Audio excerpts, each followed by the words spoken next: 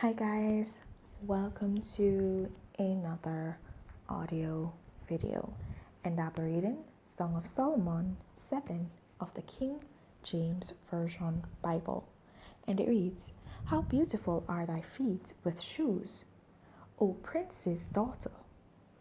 The joints of thy thighs are like jewels, the work of the hands of a cunning workman. Thy navel is like a round goblet, which wanteth not liquor.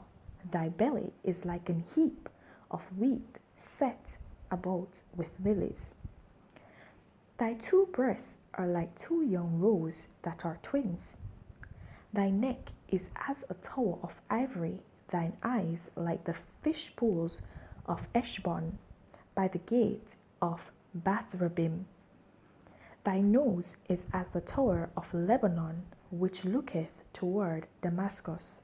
Thine head upon thee is like Carmel, and the hair of thine head like purple.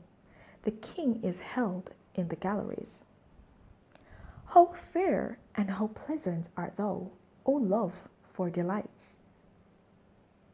This thy stature is like a palm tree, and thy breasts to clusters of grape. I said, I will go up to the palm tree, I will take hold of the boughs thereof. Now also thy breasts shall be as clusters of the vine, and the smell of thy nose like apples, and the roof of thy mouth like the best wine of my beloved, that goeth down sweetly, causing the lips of those that are asleep to speak. I am my beloved's, and his desire is toward me. Come, my beloved, let us go forth into the field, let us lodge in the villages, let us get up early to the vineyards, let us see if the vine flourish, whether the tender grape appear, and the pomegranates bud forth. There will I give thee my loves. The mandrakes give a smell, and at our gates are all manner of pleasant fruits, new and old, which I have laid up for thee, O my beloved." In this chapter, we see yet again where Solomon is actually admiring and appreciating the beauty of this maiden, his beloved. Okay? And not only is he appreciating his beloved, but it's also showing that not only is he appreciative of his beloved, but his beloved is appreciative of him too, and is welcoming of him too.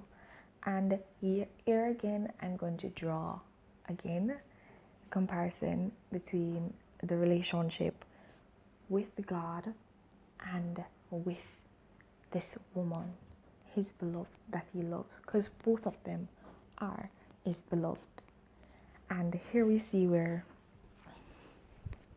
his beloved is also yearning for him. His beloved also loves him and takes delight in the fact that he loves them. Okay?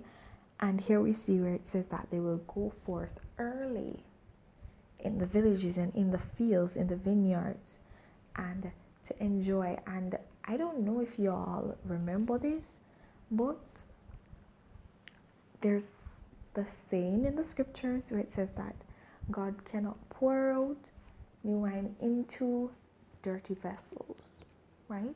He cannot pour out clean wine into dirty vessels. And so wines are actually extracted from grapes, correct? They can be extracted from other things, but they're extracted from grapes. Grapes are made in vineyards, correct? And they're going down to the vineyard, right? And I want to say this in a way that you can actually follow my thought pattern here. Let's see, how can I put it so y'all follow my thought pattern? All right, let's see.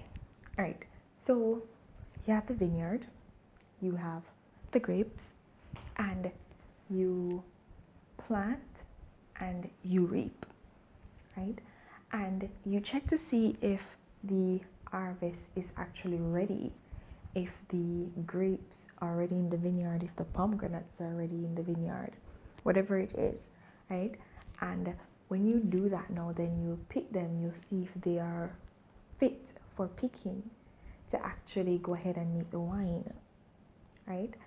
And this is a very, I do not know the whole winery process, but everybody knows this distinct part that it has to be fermented.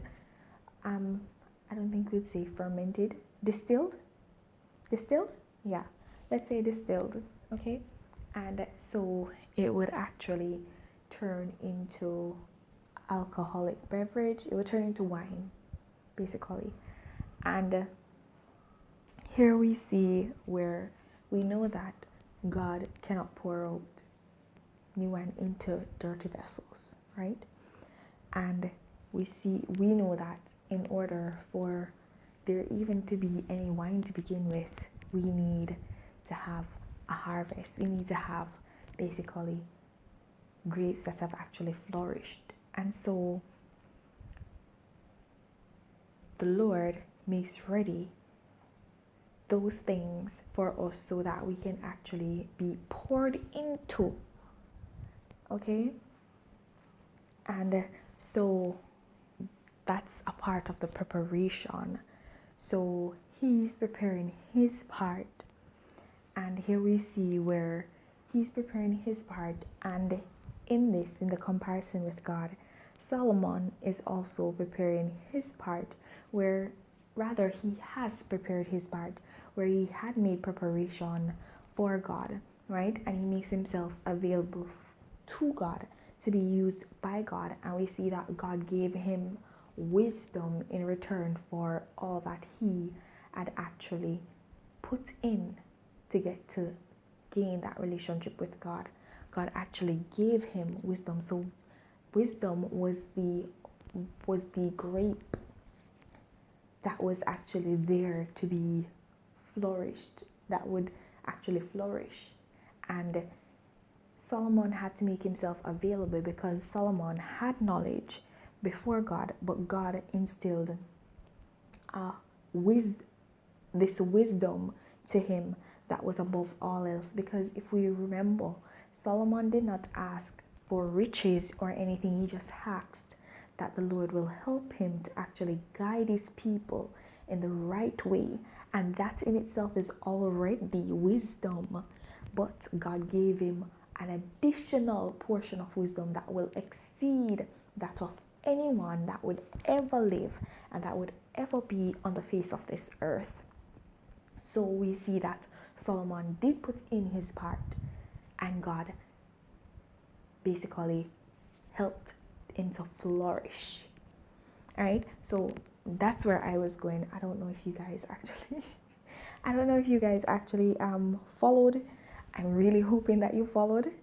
I'm really hoping that you actually followed and you were actually able to follow, because my thought pattern, I was trying to get to a stage where I could actually let it flow and come to you, but I don't want to corrupt what is being done and what is being brought forward by actually, sitting down and contemplating on it. There's a time for it, and there's a time where that's not necessary and that's not required, and you'll actually be punished if you decide to go the other way, right, and be disobedient.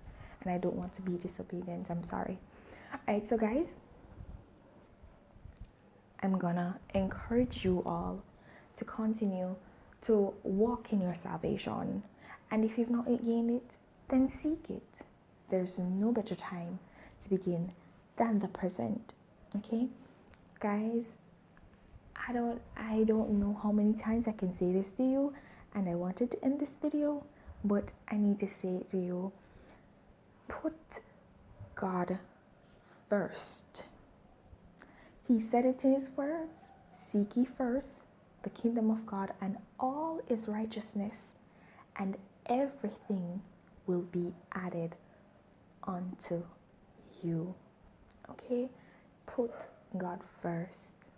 It will be the best decision you've ever made in your life. All right? Have a blessed day, guys.